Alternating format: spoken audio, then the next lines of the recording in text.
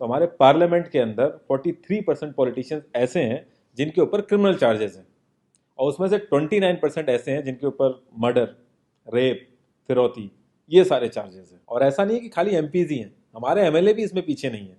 अगर मैं 2015 दिल्ली इलेक्शन की बात करूं तो उसमें 70 में से 43 नेता ऐसे जीत के आए थे जिनके ऊपर क्रिमिनल चार्जेस थे।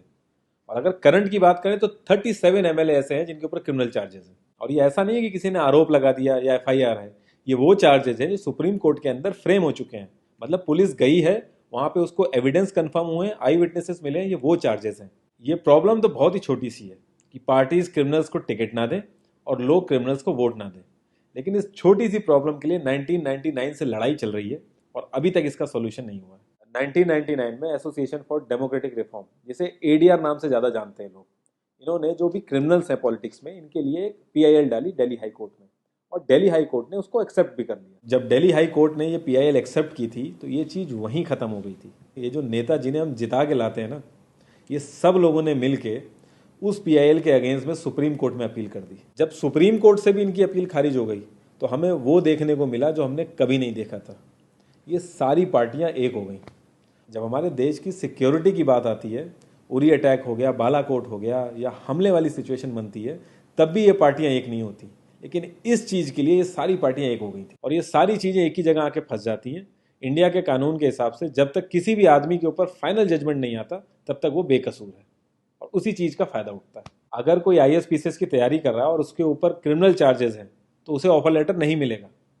यहाँ तक कि क्लर्क की जॉब के लिए उसको दिक्कत आ जाएगी। लाखों कैदी ऐसे हैं जिन पर अभी जजमेंट नहीं आया है, जो अंडर ट्रायल है, उनको जेल में डाल रखा है। तो ये सारी चीज़ें जो एप्लीकेबल होती हैं सिर्फ पॉलिटिशियंस के लिए होती हैं, बाकी किसी के लिए नहीं। इतने बड़े सांसदीय क्षेत्र में पार्टियों के लिए इतना मुश्किल हो जा रहा है ऐसा कैंडिडेट ढूंढना जिसका कोई क्रिमिनल रिकॉर्ड ना हो। एडीआर की रिसर्च के हिसाब से क्रिमिनल कैंडिडेट के चांसेस 3 गुना ज्यादा होते हैं जीतने के क्लीन कैंडिडेट के मुकाबले। एक क्रिमिनल कैंडिडेट मनी और मसल पावर का परफेक्ट कॉम्बो बन जाता है।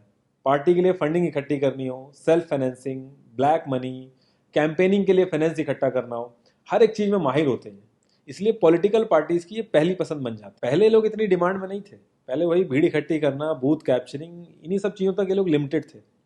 लेकिन ये जैसे जैसे इनकी वर्सेटैलिटी बढ़ती गई, ये पॉलिटिकल पार्टीज की पहली पसंद बनते गए। यार पार्टीज की मजबूरी तो समझ में आती है, लेकिन कास्ट और सिस्टम फेलियर की वजह से लोगों की भी मजबूरी बन जाती है इनको वोट देना। आज की डेट में यार एफआईआर करने के लिए भी आपको जुगाड़ की जरूरत होती है, लेकिन वहीं अगर आप अपनी कास्ट वाले नेता के पास जाओगे तो आपका काम हो जाएगा, थोड़ा बहुत आपका हिसाब किताब देखेगा, आपका काम कर देगा वो।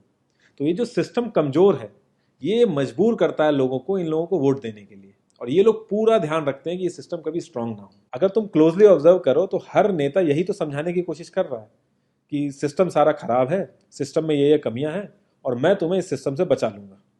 और गरीबों के हक के लिए लड़ते लड़ते लड़ते वो खुद अमीर हो जाता है। यार जीतने का एक सुपर हिट फॉर्मूला है, एक एरिया डिसाइड करो, उस एरिया की कास्ट कैलकुलेशन कर लो, जो कास्ट मेजोरिटी में है उसका रॉबिन हुड टाइप या एक बाहुबली टाइप एक नेता खड़ा कर दो, जो सिस्टम काम नहीं कर पा रहा है वो काम तुम करने लगो, लोग तुम्हें वोट देने लगेंगे। इन केस अगर कोई ज़्यादा होशियार बन रहा है या लोगों में ज़्यादा समझ आ गई है तो एक छोटा सा दंगा करा दो, लोगों की मजबूरी बन जाएगा तुम्हें वोट करना।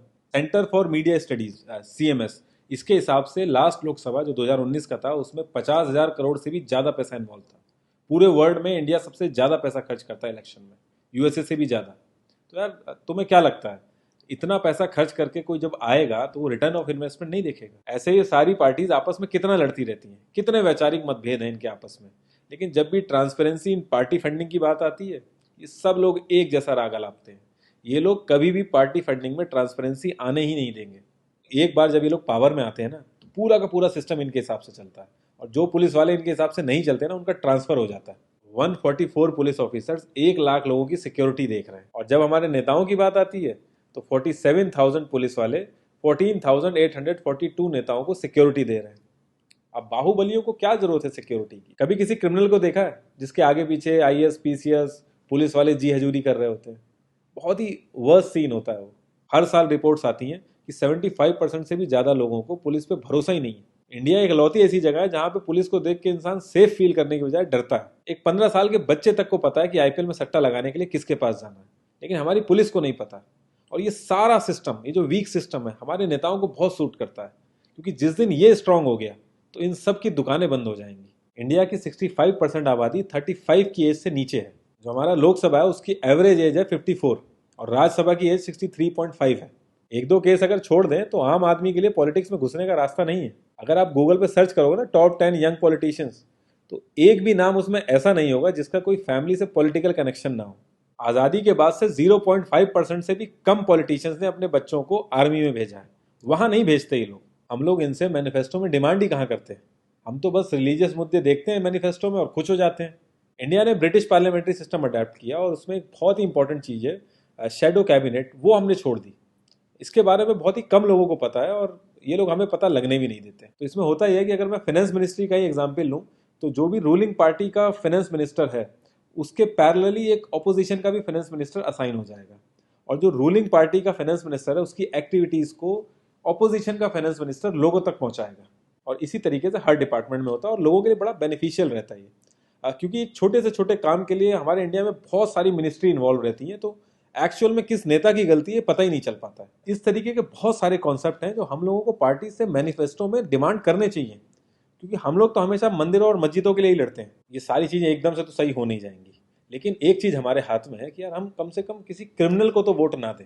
और ऐसा तो होता नहीं कि सारे के सारे लाइन से क्रिमिनल ही खड़े हो जाते हैं। हमें बस इतना करना है कि जो भी कैंडिडेट क्रिमिनल है हमें बस उसे वोट नहीं देना है, भले ही वो हमारी फेवरेट पार्टी का हो, भले ही वो हमारी कास्ट का हो। बस एक दो बार हमें ऐसे करना है, फिर इन लोगों को टिकट ही मिलना बंद हो जाएगा पार्टियों से। जितनी रिसर्च हम अपना मोबाइल फोन खरीदने में करते हैं ना, उसकी 10% रिसर्च भी अगर हमने अपने कैंडिडेट के बारे में कर ली तो ये क्रिमिनल जितने भी हैं पार्लियामेंट में नहीं दिखेंगे, ये वहीं दिखेंगे जहां इनको होना चाहिए।